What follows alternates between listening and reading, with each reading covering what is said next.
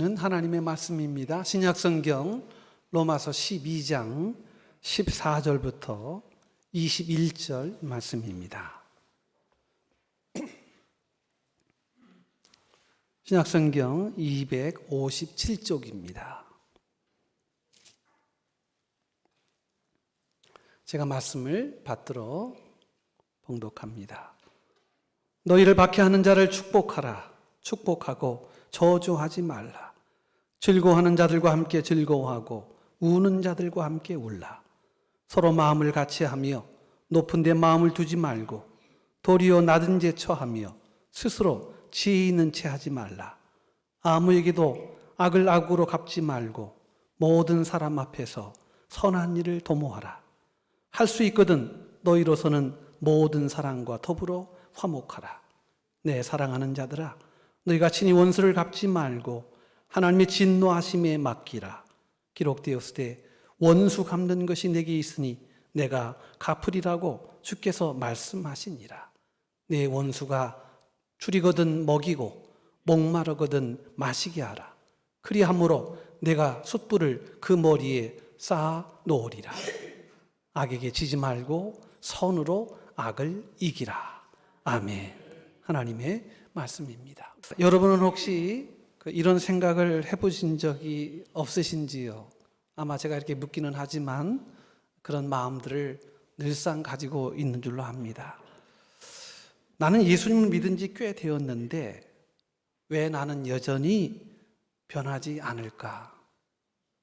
왜 나는 여전히 모자르고 부족하고 참지 못해 화를 내고 여전히 용서하지 못하고 여전히 좁쌀 같은 작은 일에 이렇게 지축이 흔들리는 삶을 살아갈까? 솔직히 고백하자면 이 질문에는 누구도 자신 있게 대답할 사람들이 많지 않을 것입니다.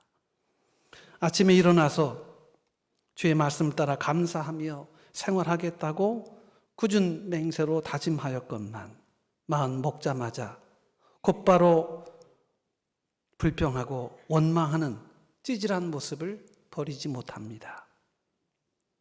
주님의 마음을 닮아 긍휼과 자비의 마음으로 오늘은 주의 마음으로 너그럽게 살아야지 하고서도 금세 아이 앞에서 배우자 앞에서 직장 동료 앞에서 순간적으로 터져나오는 정돈되지 못한 말과 행동에 뒤늦게 후회합니다. 주님의 생명으로 충만한 기쁨과 감동으로 주님이 기뻐하시는 선한 삶을 살아가야지 하고 마음을 먹으면서도 순간순간 욕심과 탐심에 일그러진 자신의 흉악한 모습에 후회하는 그런 마음으로 무거운 생각을 가지고 살아갑니다. 누군가 나에게 상처를 주었을 때 주님께서 용서하라 하는 말씀이 머리에는 생각이 나는데 가슴은 여전히 억울하고 쓰리고 아픕니다. 하나님, 제가 용서해야 되는 거 아는데 너무 힘듭니다. 기도를 드리면서도 여전히 용서하고 싶지 않은 자신의 미숙한 마음에 또 한 번 마음이 무너집니다. 참 이상합니다. 아니, 참 안타깝습니다. 낮엔 해처럼 밤엔 달처럼 예수님처럼 바울처럼 그렇게 선하고 살고 싶은데 잘 안 됩니다. 아마 오늘 이 자리에 예배하시는 우리 성도님 가운데에도 이런 내적 갈등 가운데 정말 힘들어하는 분들이 계실 줄로 압니다. 말은 못하지만 나는 그리스도인답지 못해. 나는 위선자야. 라는 생각에 지쳐있는 분들도 있을지 모르겠습니다. 크고 자질한 일 속에서 스트레스를 받으면서도 꼭 참아야 하고 가정 안에서 상처를 입으면서도 아무렇지 않은 척 해야 하고 믿었던 사람들에게 배신을 당했음에도 용서하라는 말씀 앞에 그냥 넘어가야 하는 상황 속에서 마음이 불편한 그런 분들이 있을 것입니다. 주님 말씀 따라 살아야 하는데 왜 나는 이렇게 잘 안 되지? 여러분, 그런 생각과 그런 현실 앞에 우리의 믿음이 무너지는 그런 경험들을 많이 할 줄로 압니다. 여러분, 그런데 너무 낙심하지 마십시오. 우리가 누구입니까? 주님의 생명을 모시고 살아가는 하나님의 거듭난 자녀입니다. 우리는 주님께서 나 같은 죄인을 위하여 대신 십자가에 달리셔서 피 흘리시고 죽으심으로 말미암아 대속의 은혜를 우리에게 허락해 주신 우리는 하나님의 자녀입니다. 이 은혜는 엄청납니다. 값없이 주어진 생명입니다. 계산할 수 없는 사랑입니다. 여러분, 좀 우리 모습이 모자라고 우리가 생각하고 다짐했던 것만큼 선한 삶이 우리 속에 구현되지 않는다 하더라도 여러분, 너무 속상하거나 너무 낙심하지 말기를 바랍니다. 여러분, 우리가 반드시 기억해야 할 일이 있습니다. 주님은 우리가 완벽하기 때문에 우리를 택하신 것이 아닙니다. 우리가 선하게 살아갈 가능성을 보시고 부르신 것이 결코 아닙니다. 주님은 우리가 아직 죄인 되었을 때 우리를 위하여 친히 하나님의 사랑을 확증하시기 위하여 당신을 우리의 십자가의 제물로 우리를 위해 죽으신 분이십니다. 우리 연약함을 아십니다. 우리의 실패를 아십니다. 그럼에도 우리를 사랑하셨습니다. 우리에게 새 생명 주신 주님은 이런 우리를 아시기에 오늘 용기를 주시고 격려하시며 우리에게 소망을 주시는 것입니다. 그래서 오늘 로마서 12장 21절 말씀이죠. 악에게 지지 말고 선으로 악을 이기라. 이 말씀은 완벽한 사람에게 주시는 명령이 아닙니다. 이 말씀은 오늘도 넘어지고 흔들리고 자책하고 있는 믿음으로 살고 싶지만 믿음으로 온전함을 이루지 못하는 연약한 우리들에게 주시는 위로와 권면의 말씀입니다. 여러분, 오늘 이 말씀을 잘 이해해야 합니다. 악에게 지지 말고 선으로 악을 이기라. 이 말씀은 내가 이미 완벽하게 선을 행할 수 있기 때문에 주신 말씀이 아닙니다. 오히려 내가 연약하고 부족하기 때문에 내가 자꾸만 악한 현실에게 지는 경험 때문에 그래서 흔들리고 고민하는 우리들을 위하여 낙심하지 말고 끝까지 더욱 붙잡아야 할 말씀으로 우리에게 주신 복음의 말씀입니다. 여러분, 오늘 우리 현실이 우리의 삶을 이겨내는 또 우리의 선한 마음들이 현실 앞에 가차없이 무너지는 그런 현실을 바라보면서 그러나 그럼에도 오늘 이 말씀을 붙잡고 다시 하나님의 말씀으로 일어서는 우리 성도들이 되시기를 축복을 드립니다. 악에게 지지 마라. 선으로 악을 이기라. 여러분, 이 말씀에는 아주 몇 가지 중요한 핵심적인 메시지가 있습니다. 로마서 22장 말씀은요, 여러분이 잘 아시는 것처럼 예수 믿고 성령으로 거듭난 사람들, 즉 그리스도인들이 어떻게 살아가야 하는가를 말씀해 주는 주옥과 같은 말씀이에요.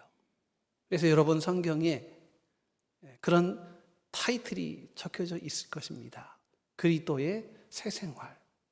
그러면서 오늘 14절부터 21절까지 말씀, 그리스도를 믿고 고백하는 성도들이 살아가야 할 삶의 구체적인 지침의 내용으로 말씀하고 있습니다.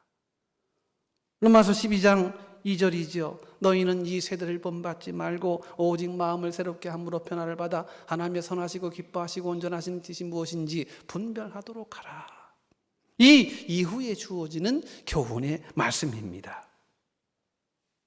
여러분, 이 말씀이 누구에게 주신 말씀인가 하는 것입니다. 이 명령은 아직도 연약하고 두렵고 자신 없는 무신론자에게 주신 말씀이 아닙니다. 이미 그리스도 안에서 새 생명을 얻은 하나님의 자녀들에게 하신 말씀이에요.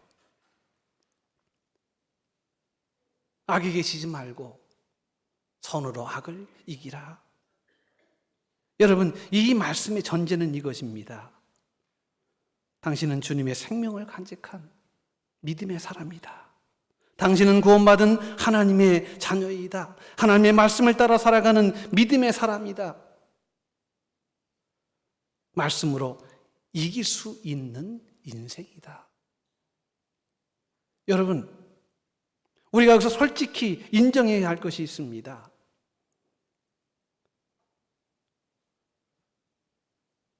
많은 분들이 그런 생각을 합니다. 내가 이길 수 있다고요? 아니, 내가 이긴 자라고요? 오늘 나는 졌는데, 참지 못했는데, 용서하지 못했는데, 또 똑같은 죄를 반복했는데 내가 이길 수 있다고요? 악에게 지지 말고 선으로 악을 이기라. 하나님, 그 말씀이 가당키는 합니까? 나는 늘 패배했는데, 난 늘 쓰러졌는데.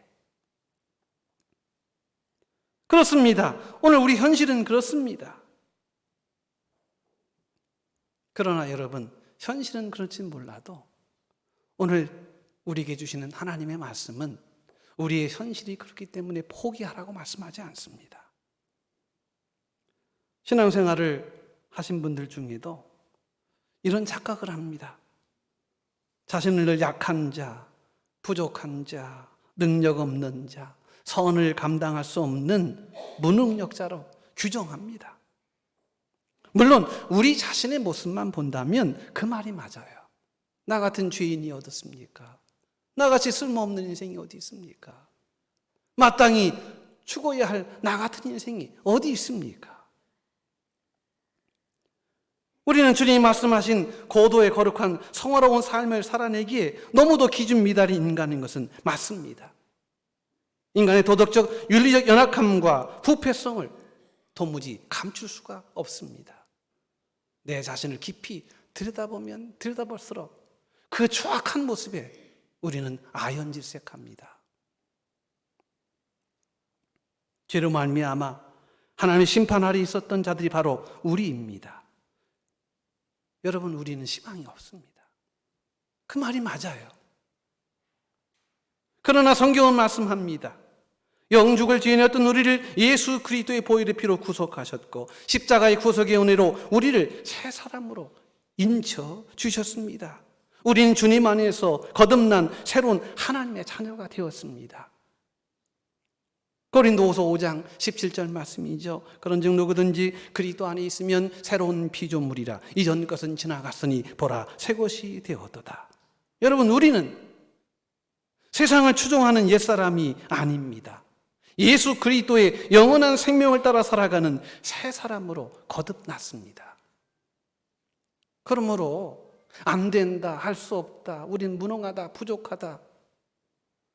여러분, 그렇게 우리 스스로를 정죄해서는 안 됩니다.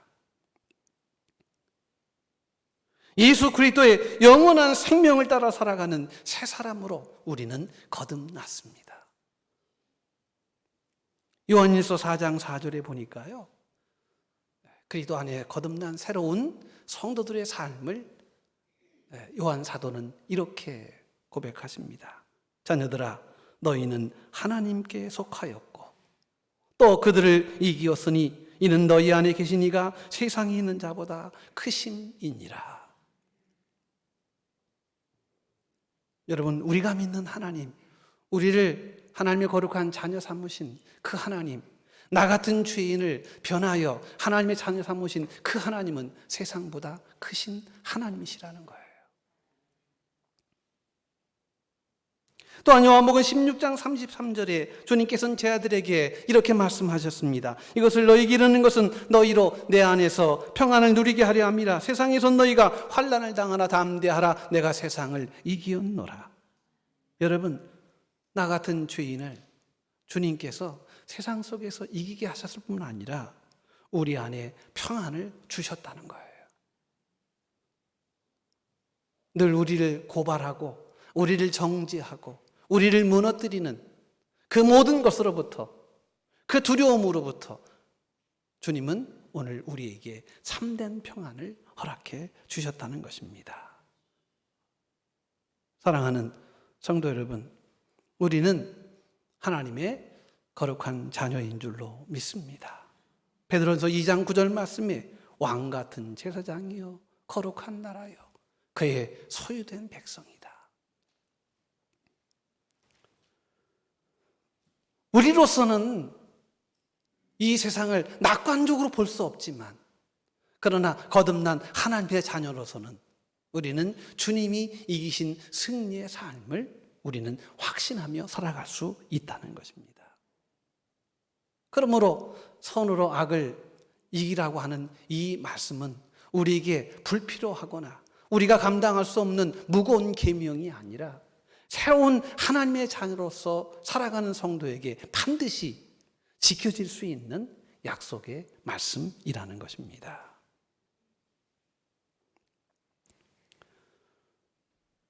때로는 넘어지고 때로는 실패하고 때로는 다시 악에게 지는 날이 온다 할지라도 그럼에도 나를 끝까지 붙들고 계시는 분이 계십니다.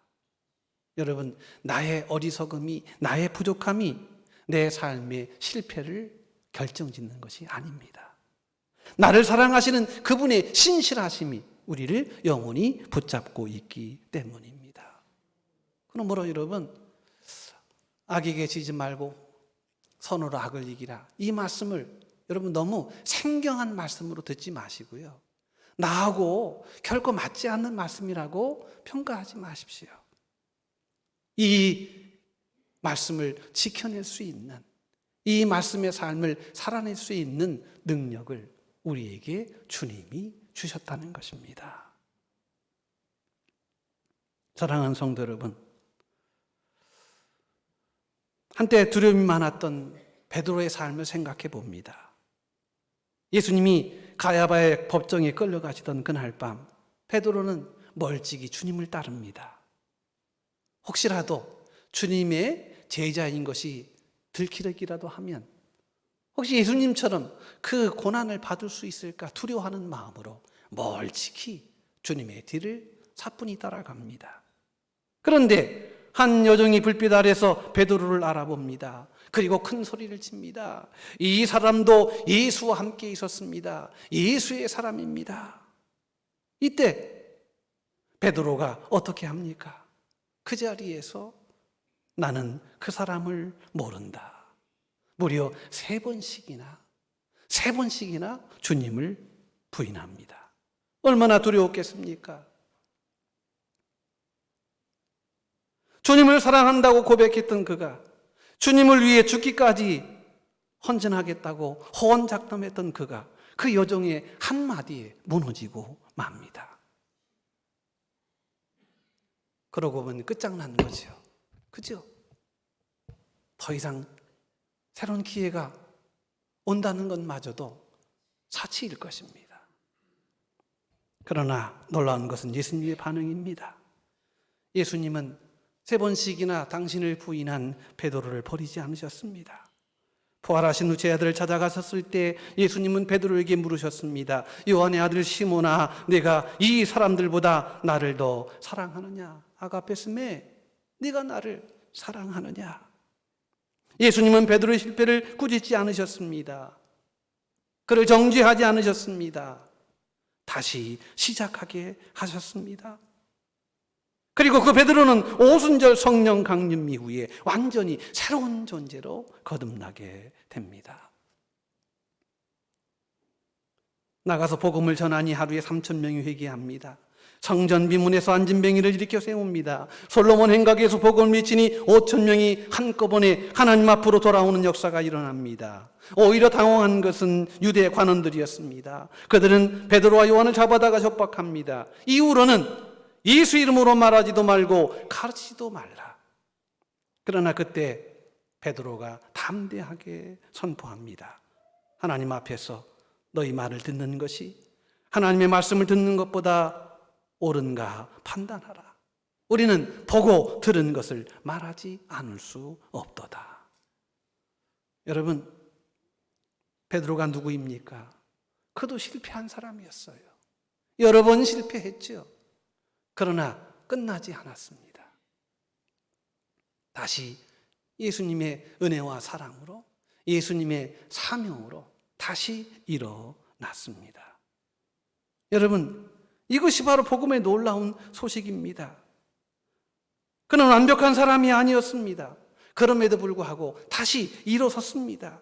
이건 복음의 놀라운 소식입니다. 우리는 완벽한 승리자가 아닙니다. 그러나 우리는 실패해도 다시 일어날 수 있는 하나님의 자녀입니다. 넘어져도 다시 용서받을 수 있는 하나님의 자녀입니다. 우리가 약해도 주님의 능력으로 다시 강해질 수 있는 하나님의 선택받은 백성이라는 것입니다. 여러분, 왜 내 인생은 이렇게 잘 안 되지? 왜 나는 늘 그대로이지? 여러분, 너무 낙심하지 마시기를 바랍니다. 그런 우리에게도 주님이 기회를 주시고 선으로 악을 이길 수 있는 능력을 공급해 주십니다. 우리의 낯선 이 현실 앞에 여러분 낙심하지 마시고 주의 말씀으로 나는 주님의 사람이고 나는 주의 은혜로 다시 살아가는 하나님의 자녀인 것을 여러분 꼭 붙잡으시고 이 믿음으로 하나님의 은혜 안에서 다시금 일어서시는 우리 모든 성도들 되시기를 주의 이름으로 축복을 드립니다. 그러므로 나는 선을 행할 수 없는 사람이다라고 단정하지 마세요. 나는 그럴 만한 유인이 못 된다고 낙심하지 마세요. 내가 나를 아는데 내가 어떻게 그런 위대한 삶을 살까? 여러분 너무 고민하지 마세요. 우리는 하나님의 거룩한 자녀입니다. 그래서 우리는 주님의 손으로 세상의 악함을 이겨낼 수 있는 하나님의 사람이라는 것입니다. 두 번째로 손으로 악을 이긴다는 말을 들을 때 여러분 솔직히 어떤 생각이 드십니까? 과연 그게 될까? 선을 행하면 오히려 당하는 것이 아닌가? 악한 사람에게 선을 베풀면 결국 내가 손해보는 것이 아닌가? 그렇게 하면 내가 도리어 수치를 당하는 사람으로 찍히는 것은 아닌가? 여러분 솔직히 이런 생각이 드는 것이 우리의 마음입니다. 왜냐하면 그것이 세상의 논리이기 때문에 그래요. 여러분 적자 생존의 시대입니다. 약한 자는 힘 있는 자에게 먹히는 세상입니다. 선은 약하다고 느껴집니다. 악은 강하게 다가옵니다. 이 약한 선이 강한 악을 이겨낼 수 있을까요? 우리의 현실이 그렇습니다. 그것이 세상입니다. 세상은 말합니다. 강한 자만이 살아남는다. 그러니 수단과 방법을 가리지 말고 강해져라. Be strong. 강해라. 용서하지 말고 당한 만큼 갚아라. 악에는 더 크고 강력한 악으로 대응하라. 더 이상 덤비지 못하도록 치명적인 위해를 가하라. 여러분, 이게 세상의 논리예요. 악의 논리가요, 얼마나 강한지 모릅니다. 그러나 하나님의 세상, 하나님의 체제, 하나님의 논리는 다릅니다. 오늘 바울을 통해 주님은 말씀하십니다. 선으로 악을 이기라. 여러분, 선으로 악을 이길 수 있다는 말씀입니다. 때로 이 말씀을 들을 때 너무 소극적입니다. 패배자의 궁색한 변명처럼 들립니다. 말도 안 되는 소리인 것처럼 느껴집니다.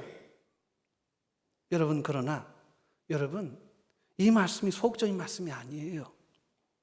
이것은 가장 강력한 대응입니다. 여러분에게 묻습니다. 어둠을 이기는 것은 더 강한 어둠이 아닙니다. 어둠을 이겨내는 것은요, 밝은 빛입니다. 세상적인 논리를 따른다면요, 어둠을 이길 수 있는 것은요, 더 큰 어둠이어야 해요. 오늘 세상이 그렇게 움직여지지 않습니까? 오늘 중동의 전쟁도 어떻습니까? 큰 악과 작은 악이 싸우는 거예요.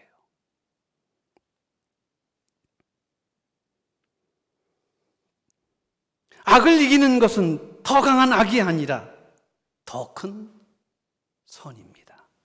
이것이 영원한 진리예요.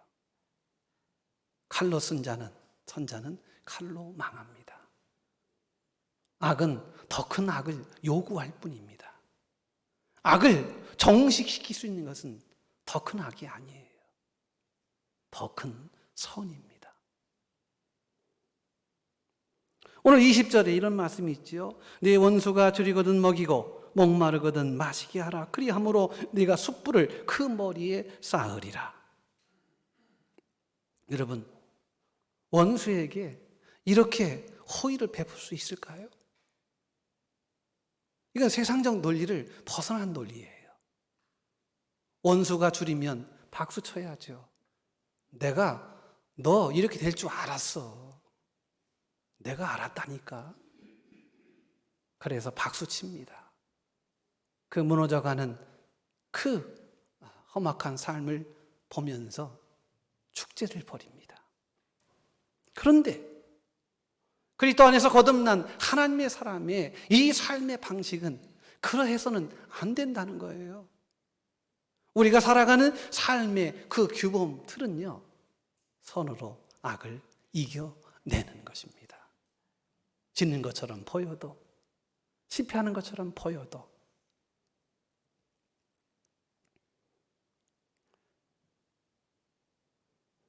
원수가 줄이거든 먹이고 목마르거든 마시게 하라. 여러분, 그러면 원수는 어떻게 생각할까요? 고마웠게 생각할 수도 있고 안 할 수도 있지요.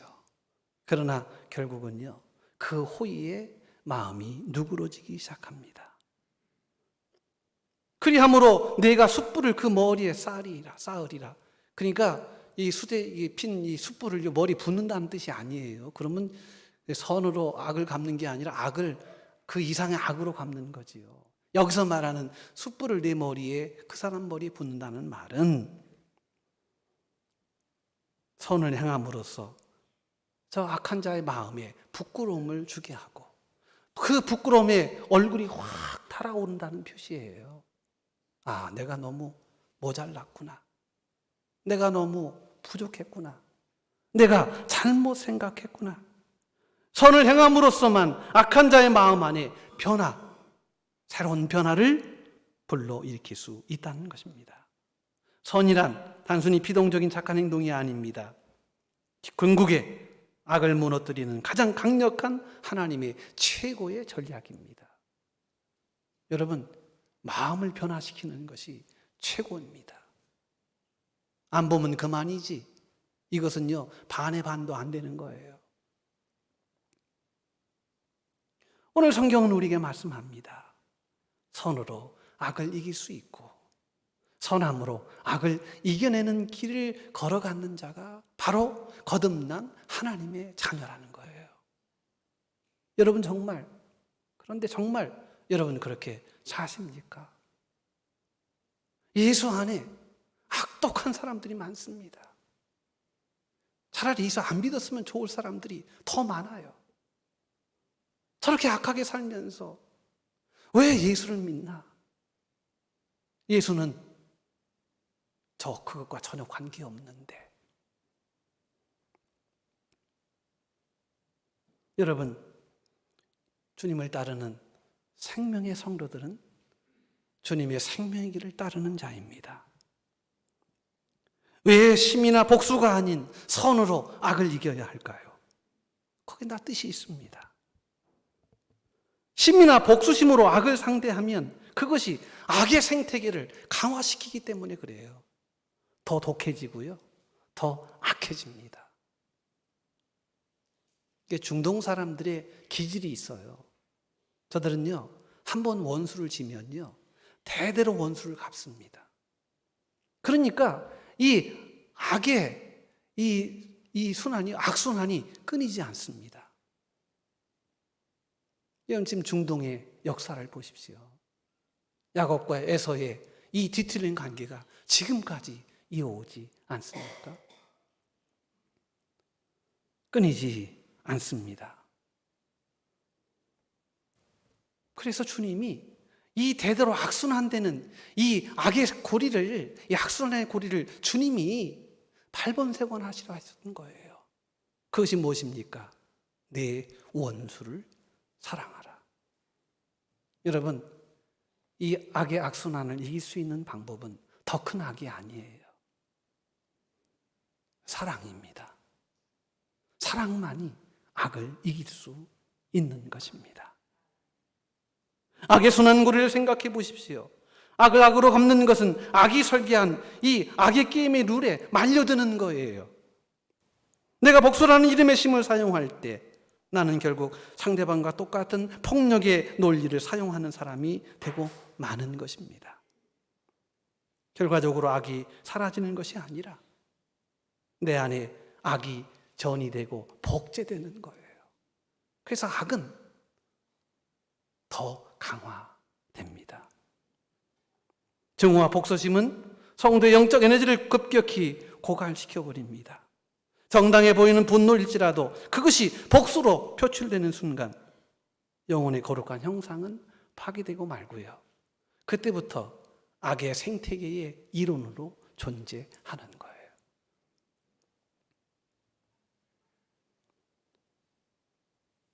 두 번째로, 선은 악이 작동할 수 없는 전혀 다른 차원의 환경을 조성하기 때문에 선함으로 악을 대항해야 하는 것입니다. 불을 끄기 위해 더 큰 불을 지르면 꺼진다고 얘기합니다. 실제 그렇게 합니다. 여러분, 그러나 아셔야 합니다. 그게 만능이 아니에요. 여러분, 불을 끄는 것은 불이 아니고요, 물입니다.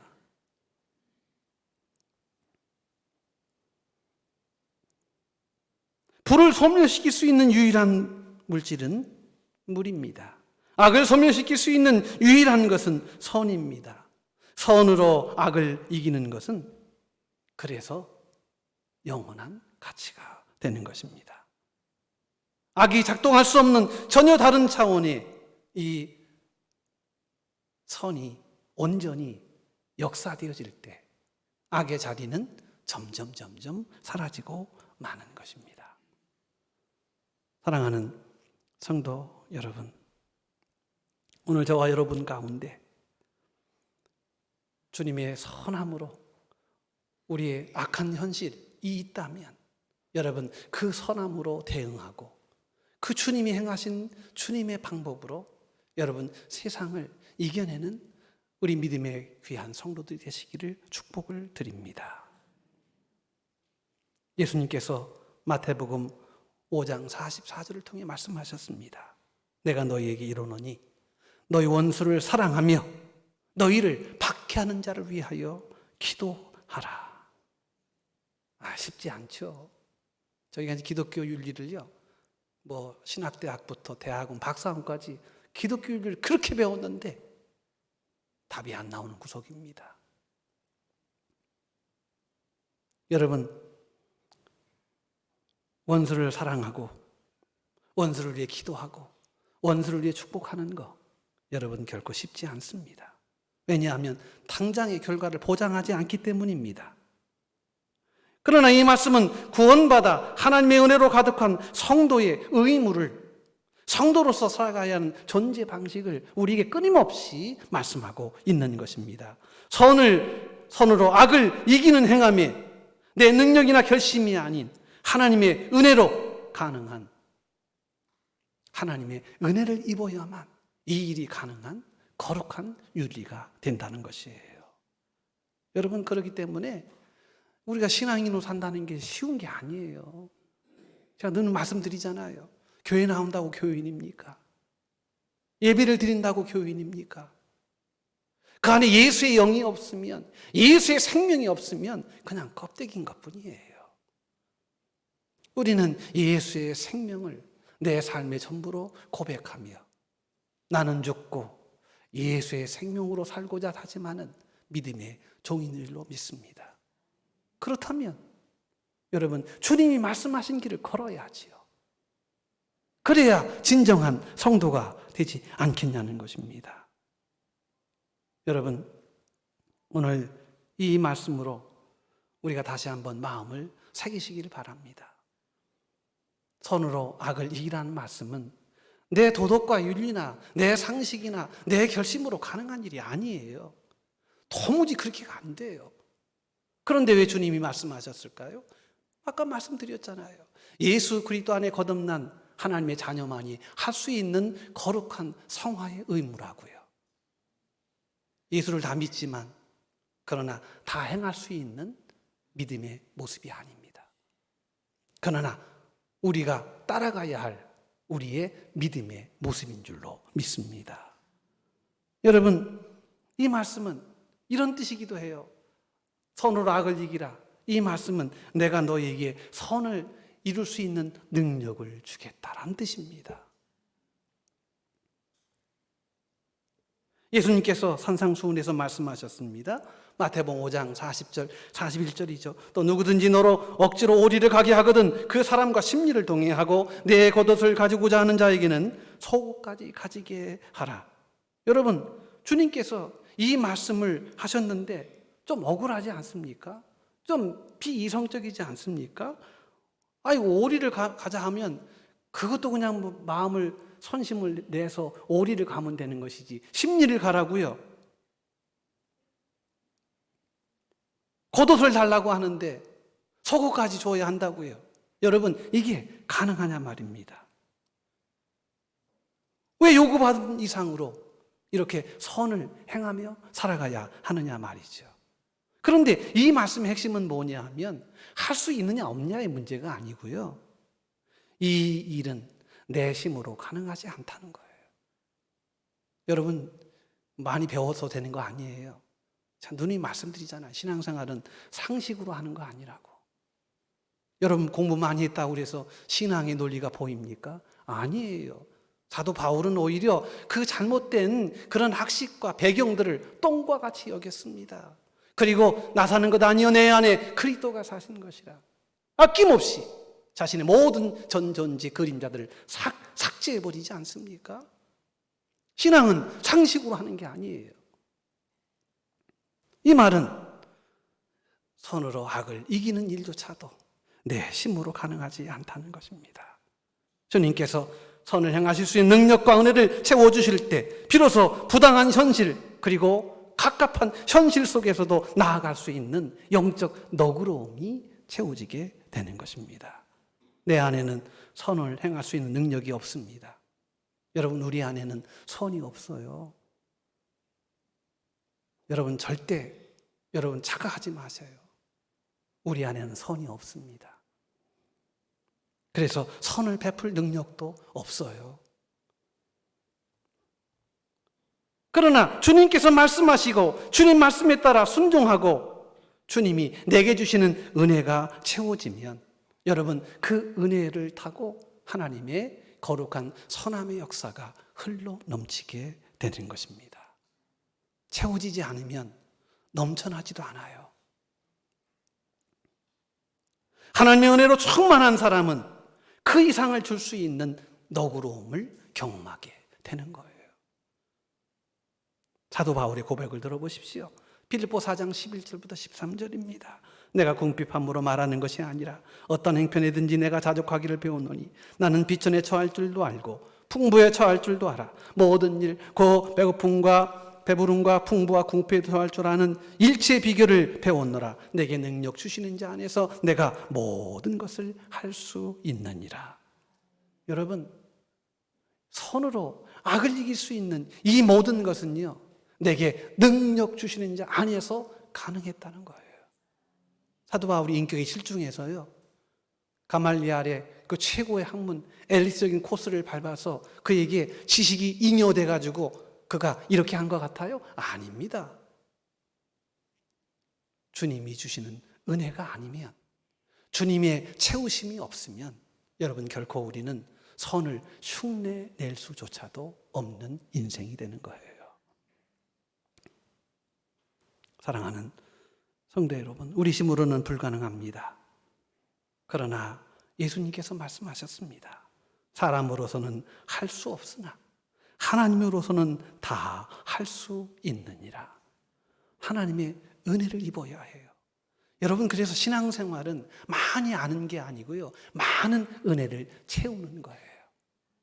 채워야 넘쳐납니다. 여러분, 너무 그냥 이렇게 그런 척 하지 마세요.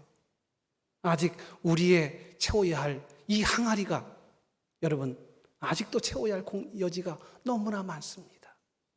하나님의 은혜를 여러분들 채우고 가시는 우리 성도들 되시기를 축복을 드립니다. 그러면 선으로 악을 이기는 하나님의 놀라운 역사를 체험하게 되는 것입니다. 내가 하는 게 아니에요. 하나님의 은혜가 하도록 지속하는 것입니다. 오늘 이 말씀 여러분 깊이 묵상하시고, 주님, 내 안에 늘 주님으로 가득 채우게 하여 주옵소서. 내가 선할 수 있는, 선을 베풀 수 있는 능력은 없지만 주님, 내게 선을 행할 수 있는 능력을 우리에게 부으셨으니 주님 주시는 은혜 안에서 선한 삶을 살아가겠습니다. 내 지식이 아니라 주의 말씀과 은혜를 따라 주님의 거룩한 향기를 드러내겠습니다. 주님, 이 믿음의 삶을 살아가고자 하오니 은혜에 허락하여 주옵소서. 이 믿음의 귀한 삶으로 한 주간 세상을 선으로 악을 이기시는 최종 승리자가 다 되시기를 주의 이름으로 축복합니다. 하나님, 감사합니다. 나는 아무것도 아닙니다. 그러나 주님, 우리에게 이 모든 일을 이룰 수 있는 능력과 권세를 주셨사오니 내 모든 것을 통해 오직 하나님의 영광만이 드러나게 하여 주옵소서. 오늘 우리 현실 앞에 선하지 못한 우리의 모습 속에 낙심하지 않게 하시고, 이 선함을 또한 주님께서 우리에게 부어주실 적에 그 말씀을 받아 그 선함으로 주님의 영광을 돌려는 아름다운 우리 모든 성도들이 다 되게 하여 주옵소서. 예수님의 이름으로 감사하며 기도 올리옵나이다. 아멘.